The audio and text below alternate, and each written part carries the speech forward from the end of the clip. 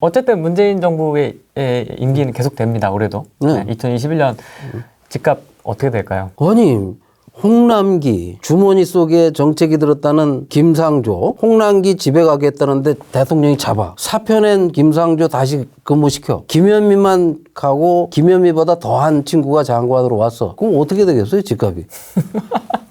그 사람들이 내놓는 정책 지금 그 사람들이 만지작거리는 것부터 올라 집값이 공공재개발한다니까 발표하니까 그 동네가 다 올라 그 옆에까지 올라. 그러면 아파트 아닌 빌라나 다가구 같은 게 막 뛰기 시작하면 이 아파트는 어떻게 돼요? 또 올라. 아파트가 또 오르면 거기 또 재개발한다면 또 올라. 이걸 멈출 것 같아요? 안 할 때? 이미 벌려놨어. 그럼 여기저기 들쑤셔서 벌려놓으면 집값은 올라갈 수밖에 없다. 이제 지금 해야 될 일은 과거 5년 동안 아파트를 공공이 바가지 씌운 거를 다 공개하고 앞으로는 공공이 3기 신도시의 건물만 2억에 분양한다. 미리 예약을 받을게 하고 2억에 나오면 그래서 공급을 늘리되 아주 싸게 30평은 3억 강남에 그다음에 강북에 2억 8천 경기도에 2억 5천 건물만 분양하면 30평대가 다 2억 이런 아파트가 120만 채 한 200만 채가 계속 나올 거다. 한 달에 뭐 여기저기서 몇천 채씩 계속 분양을 한다 하고 구체적인 계획이 발표되면 그러면 집값은 떨어져. 근데 그럴 가능성이 몇 프로예요? 거의.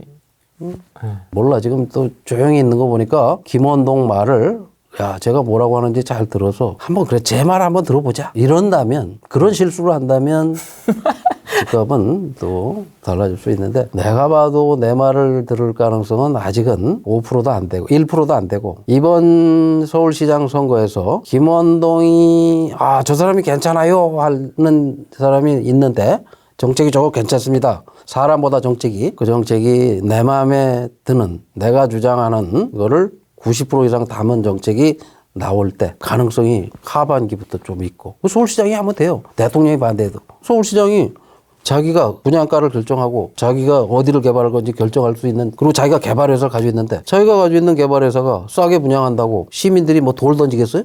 시장? 없잖아. 시장을 그나마 다행인 게 우리가 시장을 잘 뽑을 수 있는 기회가 있는데 좋은 사람은 별로 보이질 않지만 정책적으로 좋게 만들어야지 그 사람이. 좋은 정책을 내놓게 만들 거야. 내가. 계몽을 시켜서. 그러면. 아니, 나는 개인적으로도 만나요. 찾아가, 필요하면. 진짜요? 그러면 아주 내가 이 나라의 주인인데, 이 나라의 주인이 난데, 내가 왜 그 사람들을 못 만나?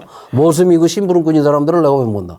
우리가 이 나라의 주인이고, 저 사람들은 우리가 월급 주는 고용한 머슴과 심부름꾼인데, 머슴과 심부름꾼을 뽑아놓고 그 사람이 주인인 것처럼 우리가 생각하는 게 우리가 잘못된 거예요. 그리고 뽑아놨으면 머슴과 심부름꾼이 약속한 걸 잘 지키고 있는지 심부름꾼이 머슴을 제대로 관리하고 있는지 주인이 주인 노릇을 끊임없이 해야 집값이 안정되고 정상적인 나라가 된다. 그게 제 생각입니다. 그러면 나중에 괜찮은 정책이 나오면 찍어주십니까? 이거 괜찮다고? 그럼 내가 이제 다음 주부터 경실련 요원들하고 지금 내놓은 거가 얼마나 친재벌 정책인지 친서민 정책인지 친경실련 정책인지 이거를 분석해서 하나하나 시민들에게 알려드려야죠.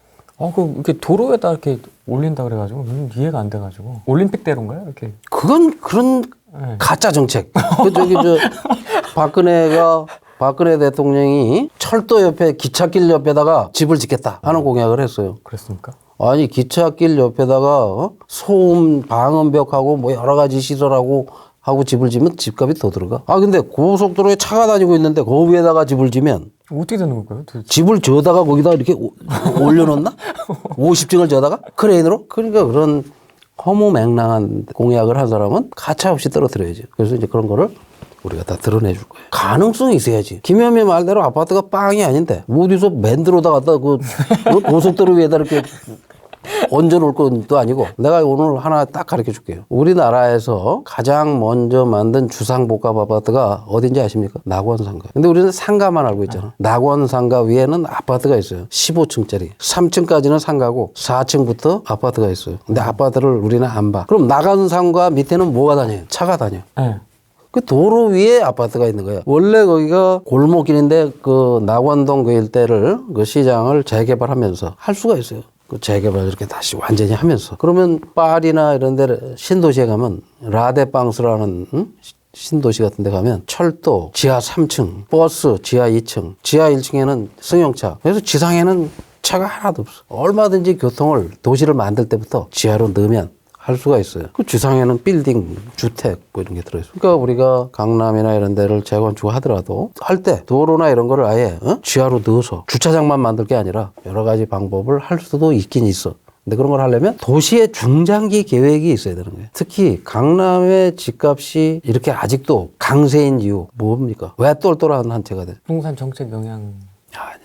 아닙니까? 강남 신도시가 우리나라 1호 신도시예요. 1호 신도시. 박정희가 주택보급률이 50%도 안 될 때 강남의 신도시 개발을 하기 시작했어. 근데 강남의 신도시 개발을 할 때 첫 번째 신도시를 만들 때 200년 앞을 보고 도시를 설계해가지고 도시계획을 해서 50년 전에 강남의 영동대로 도산대로 이런 거는 16차선, 18차선이에요. 그땐 차가 별로 없었어. 그래가지고 도로를 4차선만 포장을 해놓고 18차선에서 14차선은 비포장이고 4차선만 해놨어. 이렇게 도로나 이런 걸 충분히 확보를 하고 그 다음에 강남은 아파트가 20% 전체. 그 아파트 20%인 아파트도 5층짜리, 10층짜리, 15층짜리. 그 다음에 주택이 30%. 주택이 더 많아. 그 다음에 업무용 빌딩, 상가, 공원 이런 게 잘 아우러져 있는 그래서 강남에 좀 높은 무역센터 빌딩 꼭대기는 옥상 못 올라가게 하니까 그 높은 데 올라가서 강남을 이렇게 내려다보면 강남은 파래요. 공원이 많아. 응? 선릉이나 뭐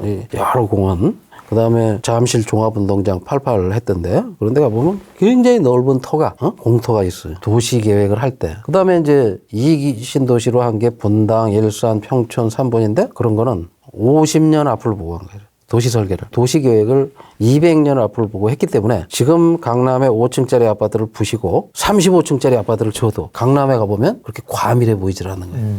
교통도 크게 문제가 없고. 그러니까 도시를 어떻게 설계해서 어떻게 만들었느냐. 그게 굉장히 중요한 거예요. 근데 지금 그 이후에 만들어진 건 대부분 아파트, 잠자기 위한 도시, 베드타운을 만든 거예요. 그런 여러 가지 진짜 뉴스를 설명해 줄 사람이 별로 없어요. 가짜들이 모아서. 예? 그러면 영동대로 그 개발 이런 것은 괜찮은 겁니까? 안 좋은 지하로 하잖아요. 글쎄 그 돈이 박원순 집에 개인 돈 갖다가 한다면 혹시 괜찮을 수가 있지만 그 현대차가 10조 5천억 주고 샀어 땅을. 그러면 그 앞에다가 도로를 지하화하고 공원 만들면 그 땅값이 누구 땅이 좋아져요? 현대 땅이. 현대 땅 좋아. 재벌 땅이 좋아요. 그 누구를 위한 정책? 아니 근데 땅값은 그런데 이제 그 편의 시설이 개발이 되니까 GTX도 서고 그것도 누구 돈으로 해요? 세금. 국민 5천만 명이 낸 돈을 왜 거기다 갖다 쏟아부? 아 거기다 갖다만 자꾸 쏟아부면 강남에 쏟아부면 강남의 아파트 값이 어떻게 돼요? 좋아지니까 이제 올라가겠죠.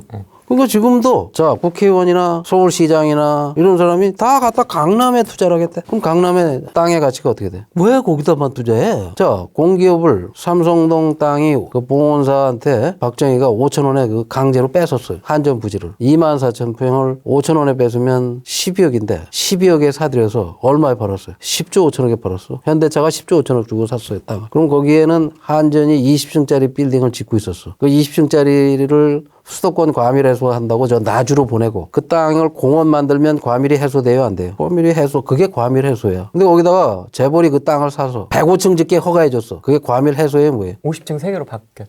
더 과밀하게 만드는 거예요. 자동차 만드는 회사가 50층 3개 만들어서 부동산 임대업자가 되면 자동차 팔아서 번 돈으로 자동차 생산 기술을 개발하고 생산 설비를 투자하고 해야지 부동산 개발을 하는 이유가 뭐예요? 부동산 임대업자가 되는 거야. 비업무용 땅을 산 거야. 이런 반칙 행위를 하게 놔두는데 그 반칙한 사람한테 105층짜리 빌딩 허가를 내준 사람이 문재인 대통령이야. 부업이죠 부업. 그게 주업이 됐어.